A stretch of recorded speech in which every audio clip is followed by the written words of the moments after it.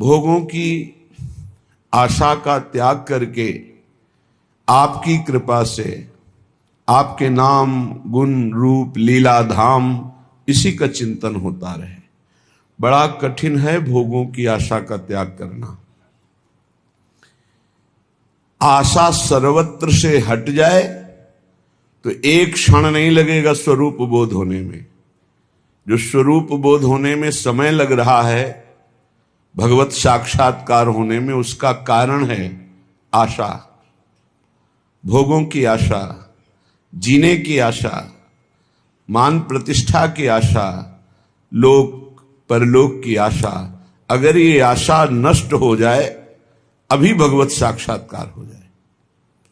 लौकिक आशाओं का नाश ही अध्यात्म की ऊंचाई है।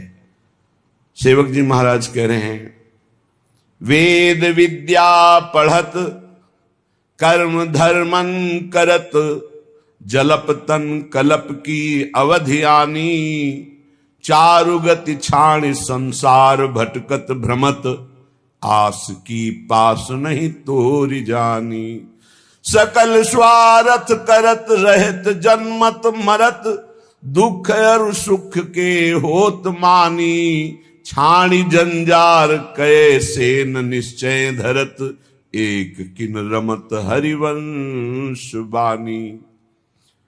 बहुत वेदों का ज्ञान हो चुका है, कर्म धर्मों में भी बड़े प्रवीण हो, लेकिन तुम्हें पता है तुम एक फांसी में बंधे हुए हो, आशा की फांसी।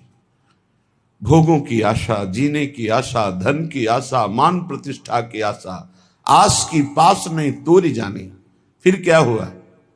सकल स्वार्थ करत रहत जन्मत मरत। जन्म मरण से मुक्त नहीं हो सकते। स्वार्थ की लीलाएं होंगी, चाहे जितना शास्त्र ज्ञानी हो, कर्मकांडी हो, विद्वान हो। सेवक जी महाराज के वेद विद्या पढ़त कर्म धर्मन करत जलप तन कलप की अवधि आनी चारुगति छाणी संसार भटकत भ्रमत आस की पास नहीं तोरी जानी। जिस समय पिंगला वैश्या विदेह राज की नगरी जनकपुर में श्रृंगार करके बैठी कि कोई पुरुष आएगा, मेरे शरीर का मूल्य चुकाएगा और मैं उस धन से सुखी होंगी। जिस पुरुष को देखती, हां यही आ सकता है, कोई पुरुष नहीं आया। रात्रि हो गई, खिन्न हो गई, अपनी वृत्ति से उदास हो गई। हाय, मेरे हृदय में सच्चिदानंद प्रीतम प्यारे विराजमान हैं, उनको छोड़कर नाशवान शरीरों की आसक्ति वालों से अपने सुख को चाहा। धिक्कार है मेरी बुद्धि को। आज से मैं प्रण करती हूं, कभी किसी पुरुष की आकांक्षा नहीं करूंगी, कभी किसी पुरुष के द्वारा दिए हुए भोग सुख को स्वीकार नहीं करूंगी। उसी समय उसे तत्व साक्षात्कार हो गया। उसी समय दत्तात्रेय जैसे महान अवधूत ने उसे गुरु पद में बैठाला और हरिवंश महाप्रभु ने चतुरासी जैसे रस ग्रंथ में उसका उदाहरण दिया।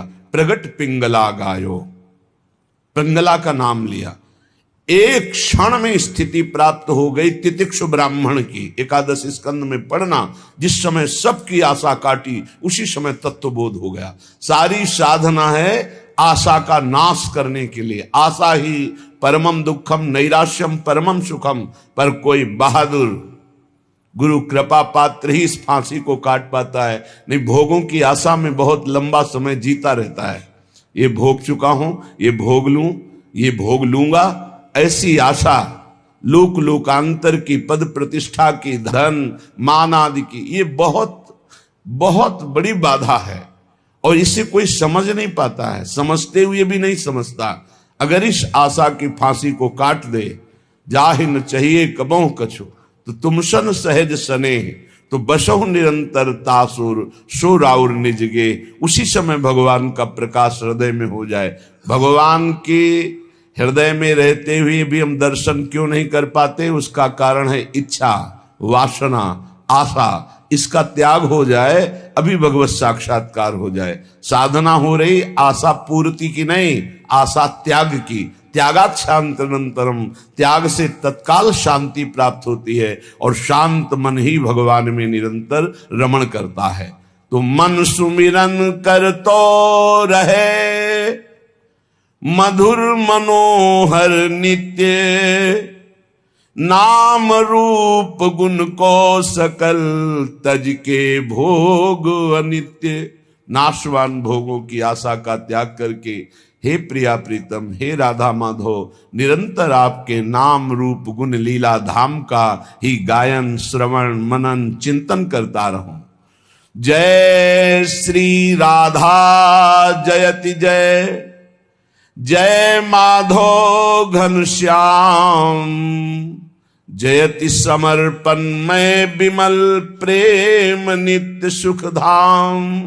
जय हो जय हो जय हो, श्री राधा किशोरी की जय हो, घनश्याम श्री माधव की जय हो, और इनके प्रति पूर्ण समर्पण करके प्रेम करने वाले रसिकों की जय हो। बड़ी महिमा है प्रिया प्रीतम के प्रेम में डूबे हुए रसिकों की। श्रीपाद प्रबोधानंद जी महाराज कह रहे हैं, ये वृंदावन मां वसंति यदि वा, बहुत बड़ी महिमा की बात कह रहे हैं। स्पृष्ट्वात दृष्ट्वा गता, ध्यायन्ति प्रणमन्ति तद्गुणगणान् गायन्ति, शृण्वन्ति वा मूर्धना बिभ्रति तद्रजः, क्वचन तत्संबंध संबंधिनस् तान्त्युन्नयते परम पदमहो वृंदावनम पावनम। अगर ध्यान से इसको बैठा लोगे तो निश्चिंत हो जाओगे।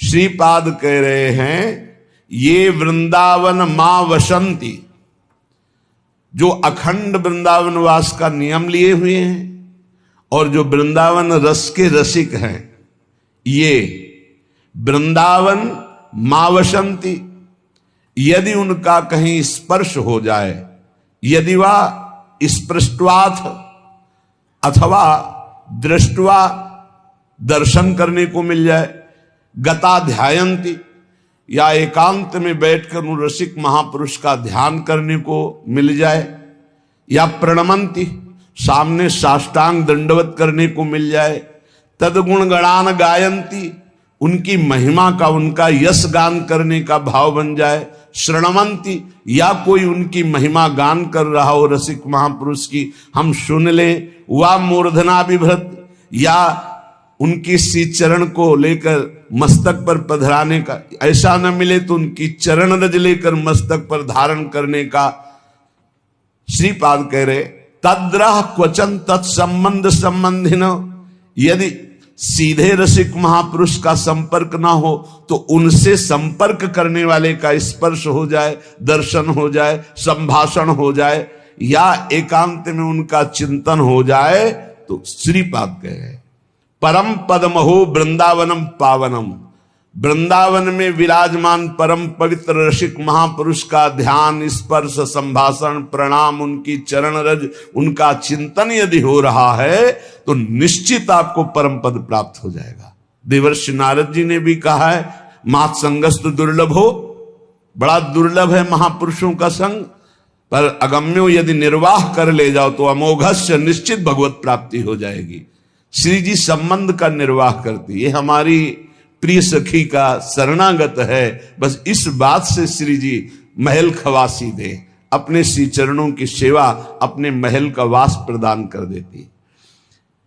दर्शन, सेवक जी महाराज ने कहा है, दरस परस अघनास बास निज संग करो दिन, तीन मुख हरिजस सुनत श्रवण मानो न त्रपित छिन, कलिय भद्र बरनत सहस कलिका मादिक दोष सब। जितने दोष हैं कलयुग के कामादि दोष हैं, ये सब रसिक महापुरुषों का संग हृदय से किया जाए तो उनके दर्शन से, उनके स्पर्श से, उनके संभाषण से नाश हो जाता है। गंगा जी भी ऐसे रसिक महापुरुषों के स्पर्श की आकांक्षा करती है कि वो कभी हमारे में चरण रख दे तो हम निष्पाप हो जाए। ऐसे रसिकों का स्पर्श, संभाषण, दर्शन, श्रीपाद कह रहे हैं, यदि दर्शन ना हो, स्पर्श ना हो, संभाषण ना हो तो उनके जो संबंधी हैं उनका दर्शन संभाषण स्पर्श हो जाए तो निश्चित परम पद की प्राप्ति होती है। क्या है इसमें दर्शन संभाषण में? क्योंकि उनके अंदर प्रिया प्रीतम के प्रेम परमाणु है, प्रिया प्रीतम की वार्ता है, प्रिया प्रीतम का अनुराग है, प्रिया प्रीतम की आसक्ति है। तो उनके संग से हमारे हृदय में श्यामा श्याम की निश्चित आसक्ति प्रकट होती है। ये बड़ा सौभाग्य का विषय होता है जब कोई रसिक महापुरुष हमें अपना कह दे, ये अपने जन हैं। या एकांत में जब वो श्री जी के चिंतन में हो, उनके ध्यान में कभी हम आ जाएं इस भाव से कि अपना दास है, ये अपना सेवक है, ये अपना निज जन है, ये श्री जी का जन है, निश्चित आशीष जो प्राप्त होता है, जो जीवन का परिवर्तन करता है, ये हम गूढ़ बात कहते हैं। वो मांगने से नहीं मिलता है, वो हाथ रखवाने से नहीं मिलता है, वो मिलता है जब वो भजन में बैठे होते हैं और अचानक आपकी किसी सेवा, दैन्यता, कोई ऐसा आचरण जो उनके हृदय पर प्रभाव डाल चुका है, उस समय आपकी याद आ गई और उस याद में जो आपके पास गया, श्री जी के चिंतन से डूबा हुआ वो भाव, वो आपका परम मंगल, परम कल्याण कर देता है। इसीलिए हरिवंश महाप्रभु ने सीधे श्यामा श्याम की प्रीत की बात न कह के कहा, श्याम श्यामा पद कमल संगी सिर नायो। जो श्यामा श्याम के चरणों के अनुरागी हैं, उनके चरणों में सिर नवाए। कह रहे निश्चित परम पद प्राप्त हो जाता है। प्रभु अपने जन से ज्यादा अपने जन के प्रति प्रेम रखने वाले को दुलार करते हैं।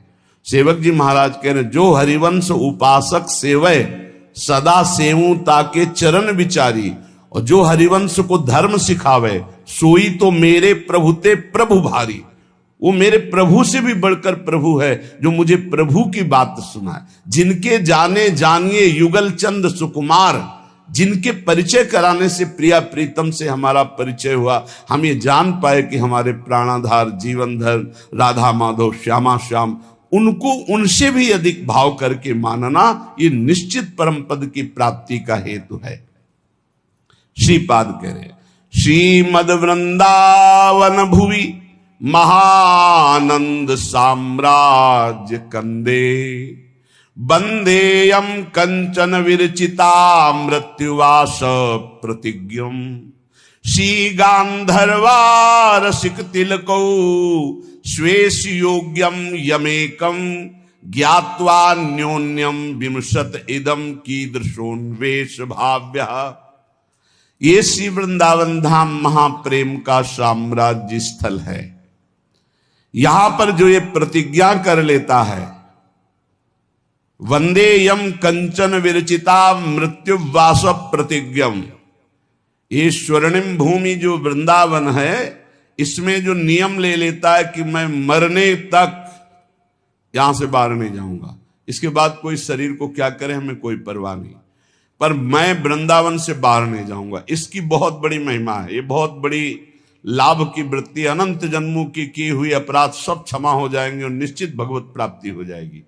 पहला उपाय बताया, वृंदावन रसिकों का स्पर्श, संभाषण, दर्शन, ध्यान, प्रणाम, चरण रज निश्चित परम पद प्रदान कर देती है। दूसरा उपाय बताया, श्रीधाम वृंदावन का आमरण व्रत ले लेना। श्रीधाम वृंदावन के बाहर कभी भी हम नहीं जाएंगे। कल हमसे किसी ने प्रश्न किया था कि हम कितनी सीमा माने वृंदावन की अखंडवास के लिए, तो 3 वृंदावन का वर्णन हुआ है, गोष्ठ वृंदावन, गोपी वृंदावन, नवनिभृत निकुंज वृंदावन। हम तीनों का एक साथ लेते हैं। हम ब्रज 84 कोष के अंतर्गत का वास स्वीकार करते हैं कि अगर हमें कहीं जाना है तो बस ये ब्रज 84 कोष के अंतर्गत, इसके बाहर नहीं।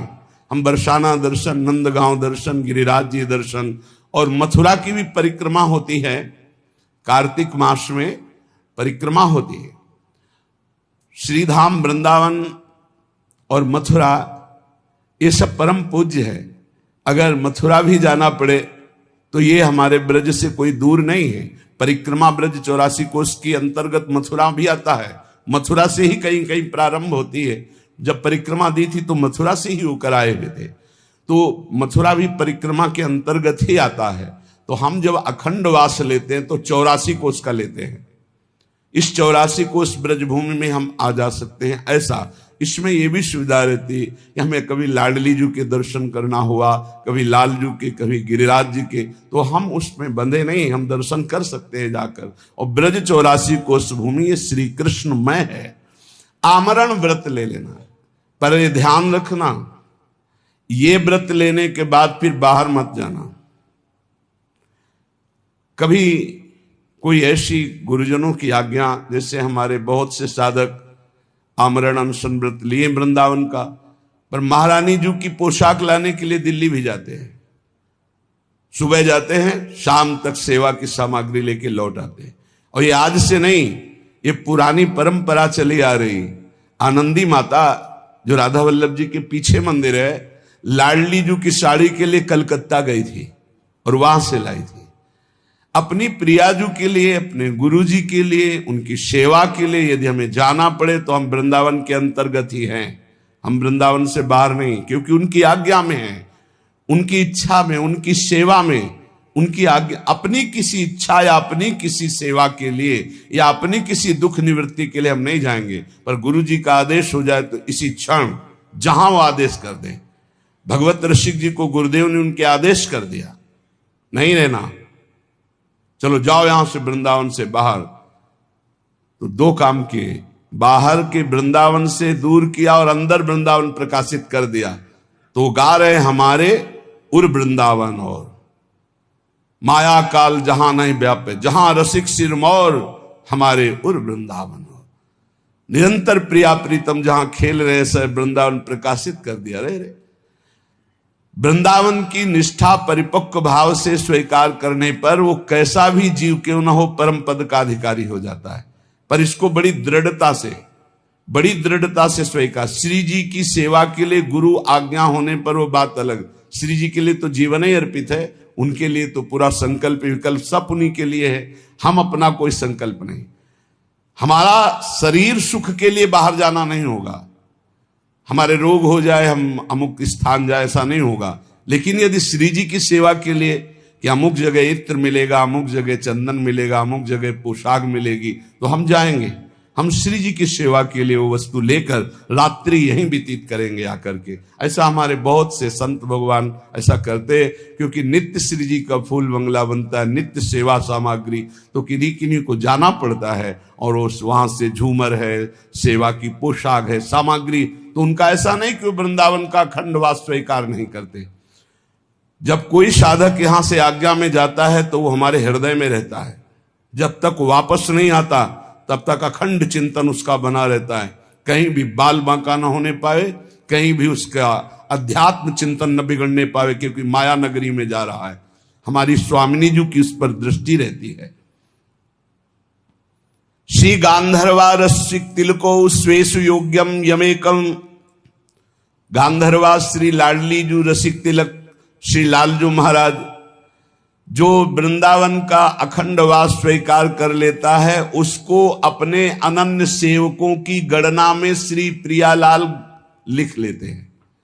केवल अनन्य वृंदावनवासी, अखंड वृंदावनवासी, ये बहुत बड़ा व्रत है, बहुत बड़ा व्रत। अंतिम जन्म है जिसका, वही ये व्रत ले। और इसका निर्वाह, बहुत कष्ट की परिस्थितियां आ सकती हैं, लेकिन टूटना नहीं। कोई भी कष्ट तुम्हें परास्त नहीं करेगा, पर तुम टूटना नहीं। अगर आमरण अनशन जैसे परीक्षित जी ने लिया तो 7 दिन में भगवत प्राप्ति कराने के लिए बिना बुलाए सुखदेव जी आ गए, बिना बुलाए। ऐसे ही आप आमरण व्रत लीजिए वृंदावन का, तो बिना किसी याचना के किसी सिद्ध रसिक महापुरुष का सानिध्य प्राप्त हो जाएगा और प्रिया प्रीतम की प्राप्ति हो जाएगी। जो श्री राधा किशोरी की उपासना करता है, कौन बाधा उसे परास्त कर सकती है? राधा राधा राधा, अगाध प्रेम रस प्रदान करने वाली, अगाध संपत्ति प्रदान करने वाली श्री लाडली जी का नाम राधा। जो राधा राधा आराधना करता है तो कोई भी बाधा, कोई भी अपराध उसे छू नहीं सकता, कोई भी अपराध छू नहीं सकता। ये पक्का समझो। हरिराम व्यास जी ने कहा है, शाप ताप रोग शोक दारुण दुख हारी, ये लाल इष्ट दुष्ट दलन कुंज भवन चारी। श्याम हृदय भूषण जित दूषण हित संगी, श्री वृंदावन धूरि धूसर रास रसिक रंगी। शरणागत अभय विरद पतित पावन बाने, व्यास से अति अधम आतुर को न समाने। श्री राधा प्यारी के चरणारविंद शीतल सुखदाई। साप, किसी का साप राधा उपासक के ऊपर लागू नहीं हो सकता। जाओ मैं तुम्हें ऐसा साप देता हूं, वो लौट जाएगा, उसी के पास चला जाएगा। पक्का विश्वास कीजिए, कोई भी दैहिक दैविक भौतिक ताप स्पर्श नहीं कर सकता, और कोई चूक हो जाए तो उस पर पाप लागू नहीं होगा। साप ताप रोग, कोई भयानक प्रारब्ध आवे उसे रोग परास्त नहीं कर सकता। इसलिए कोई बाधा नहीं। जहां राधा वहां कौन सी बाधा। विश्वास कीजिए, जहां किशोरी जी के चरणारविंद का उपासना का भाव, वहां कोई बाधा परास्त नहीं करती। जिस घर में राधा नाम कीर्तन होगा उस घर में कभी शनि शुक्र राहु केतु इनका कोई प्रभाव नहीं होगा, कोई भूत प्रेत का प्रवेश नहीं होगा। आप चाहे 15 मिनट ही सही पर नाम कीर्तन अपने घर में जरूर करें। 2-4 घर के जो सदस्य हैं बैठ जाएं, कोई साथ ना दे तो अकेले मंजीरा उठाओ, अकेले ताली बजाते हुए राधा राधा राधा। फिर देखो आपके घर में कैसे आश्चर्य में परिवर्तन होता है, कैसा आनंद, कैसा बात। हम ये नहीं कह रहे कि तुम तुरंत ही करोड़पति बन जाओगे, लेकिन जो करोड़पति को भी नहीं है वो शांति तुमको मिलने लगेगी। तुम चिंता शोक रहित होने लगोगे, तुम्हारा हृदय एक आनंद से भर जाएगा। तुम्हें लगेगा अभी तक नारकी जीवन जीता रहा, अब अमृत में जीवन जी रहा हूं। जब राधा नाम सुधा रसम का कीर्तन करोगे, बड़ी महिमा की बात करें। तनु चापराधान न रक्ष, तू चिंता मत कर।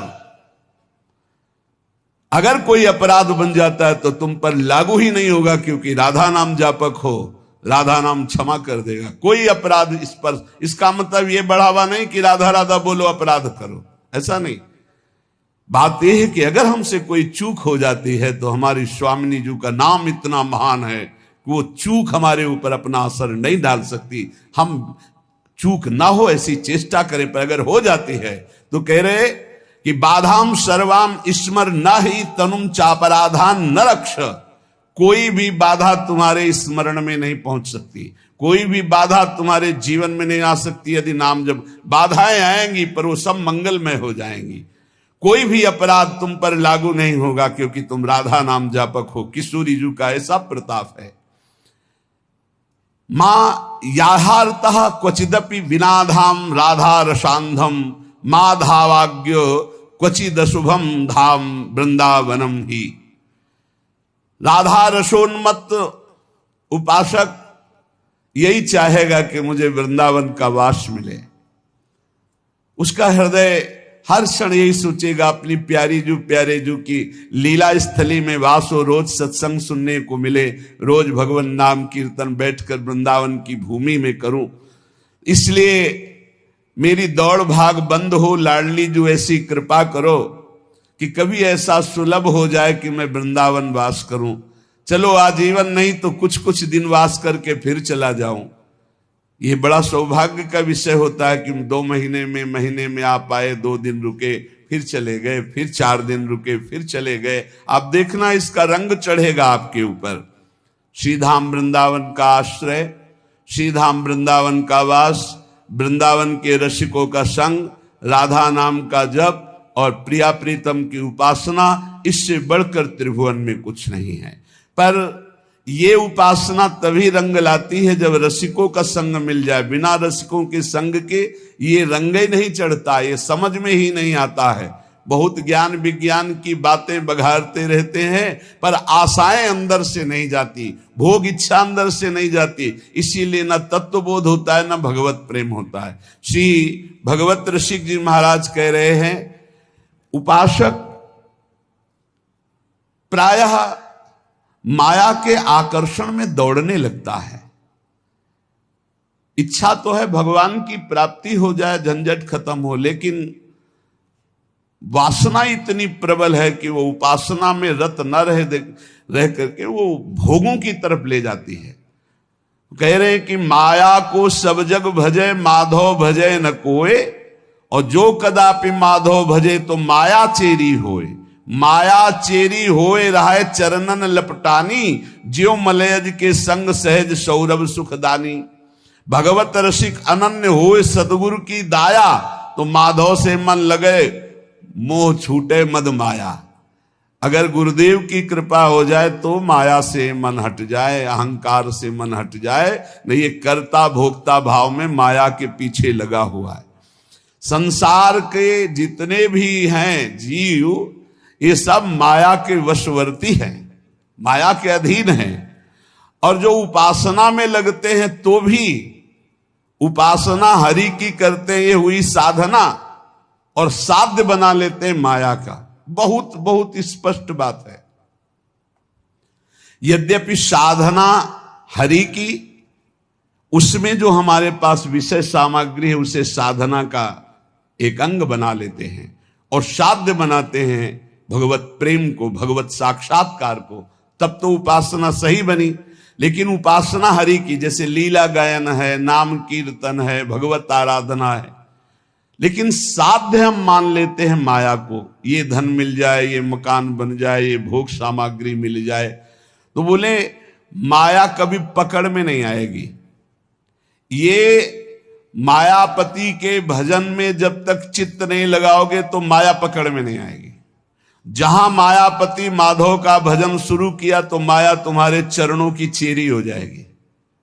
चरणों की चेरी, जो इच्छा करोगे तत्काल उसकी पूर्ति हो जाएगी। तत्काल, ये देखा, मां की तरह माया ये पोषण करने लगती है ऐसे भक्त का जो केवल भगवत आराधना में रहता है। यद्यपि उसकी कोई इच्छा नहीं, यदि कदापि इच्छा कहीं से जागृत हो जाए किसी संयोग वसात, तत्काल उसकी पूर्ति हो जाती है, क्योंकि आज्ञा कानूनी माया बन जाती है जो माधव का निरंतर भजन करता है। जैसे चंदन के आसपास के नीम और बमूल भी चंदन के भाव बिक जाते हैं, ऐसे ही हमारी कोई योग्यता नहीं, पर यदि हम प्रभु का भजन करने लगे तो हम में भागवतिक सौरभ जागृत हो जाएगा और हम महान महान भक्तों की पंक्ति में आ जाएंगे। भगवत रसिक जी कहते हैं, जो साधक अपने गुरु को प्रसन्न कर लेता है, जिसके ऊपर गुरु की कृपा दृष्टि रहती है, उसके हृदय से मोह मद माया अपने आप छूट जाती है और माया सदैव उसकी सेवा में रहती है और माधव उसके हृदय में विराजमान रहते हैं। इसलिए सच्चा उपासक वही है, आशा जिज्ञासा नहीं, नहीं आशा उपदेश, नाम रूप रसना चखनी, यह समझे को देश, या समझे को देश, सहज सब सो नहीं बोले, और बोले समयो पाए ग्रंथि संशय की खोले। भगवत रसिक अनन्य भानु लो करे प्रकाशा, हरे तिमिर अज्ञान ज्ञान दे पूजवे आशा। भगवत रसिक जी कहते हैं, उपासना के मार्ग में वही सफल हो सकता है जिसके हृदय में कोई भी आशा ना रह जाए। आशा बहुत बड़ी चीज है, बहुत बड़ी वस्तु है। ये बड़े बड़े साधन करने पर भी आशा बनी रहती, 4 लोग प्रणाम करें, 4 लोग यश कीर्ति, 4 सुख सामग्री एकत्रित, ये आशा बनी ही रहती है। जब तक ये आशा है तब तक भगवत साक्षात्कार नहीं। इसी आशा को काटना है। भगवत रसिक जी कहते हैं, इस उपासना के मार्ग में सबसे खतरा है इस आशा से, भोगों की आशा, जगत की आशा, मान प्रतिष्ठा की आशा। हे, कौन भगवान से मिलना चाहता है? कोई बिरला है। देखो ना आप, एक व्याकुलता प्रभु मिलन की नहीं, आशा है भोगों की। भजन कर रहे हैं भगवान का, आशा है भोगों की। बड़ी विचित्र फांसी है। उद्देश्य है भगवत प्राप्ति, लेकिन उस उद्देश्य की कोई आशा नहीं। आशा है भोगों की, आशा है जगत की मान प्रतिष्ठा की। जगत यही सत्य माना जा रहा है। जगत बोले जिसकी ना किस कोई आशा है और ना कोई जिज्ञासा है, क्या जानना है? हमारे श्यामा श्याम, इनका नाम गुण रूप निरंतर हमें चिंतन करना है, इससे बढ़कर कोई ज्ञान नहीं। नाम रूप रसना चखन ये समझे को देश, जो निरंतर नाम जप करता है, नाम कीर्तन करता है, प्रभु के चरित्र सुनता है, प्रभु के चरित्र गाता है, रूप का ध्यान करता है, वही इस देश में उन्नति प्राप्त करता है उपासना मार्ग में। और ये बहुत कठिन है, बहुत हम देख रहे हैं, बड़ी बड़ी अवस्थाओं के उपासक हो जाते हैं, ना निरंतर नाम चलाने की कोई जिज्ञासा है, ना कोई भगवत तत्व की जिज्ञासा है, बस वो बाहरी बातें बताते हैं आकर के, इतना ये है, इतना ये है, ये अस्पताल खुलवा दिया, ये कर दिया, वो कर। विश्राम कहां है अंतर में? वो अशांत हैं। विश्राम कहां है? नाम रूप रसना चखनी या समझे को देश। जो निरंतर नाम जप रहा है, बलिहारी गुरु चरणारविंद की प्रथम में ही, प्रारंभिक अवस्था में ही ये बात बता दी थी। वो बैठ गई, कोमल हृदय, बच्चा थे, वैसे फूस की झोपड़ी में रहते थे, ऐसे तखत के नीचे आसन हमारा लगता था, जमीन में हो, तखत में गुरुदेव। उठ बच्चा, 2 बजे रात्रि उठ, बैठ, भजन कर। और देख, जब नाम जप का प्रभाव जगेगा तो भगवान की सुंदर मूर्ति आएगी, सुंदर रूप आएगा, तो लग उसी में लग। वो बात ऐसे बैठ गई कि भगवान का दर्शन नाम से ही होता है, नाम जप से ही होता है। कृतार्थ कर दिया। अगर वो नई अवस्था थी, जैसा उपदेश करते वैसा साधन में लगते, पर बस सब साधन करते हुए एक बात थी, एक भी श्वास खाली ना जाए भगवत स्मरण से। नाम रूप रसना चखनी ये समझे को देश। नेत्र रूप का स्वाद ले रहे हैं और हृदय में नाम चल रहा है, सब ज्ञान आ जाएगा, सब ज्ञान। कुछ समझने की बात अन्य नहीं, आशा जिज्ञासा नहीं, किसी से प्रश्न मत करो, अपने आप सब उत्तर आ जाएंगे। जब नाम जप करोगे रूप छा जाएगा आनंद का।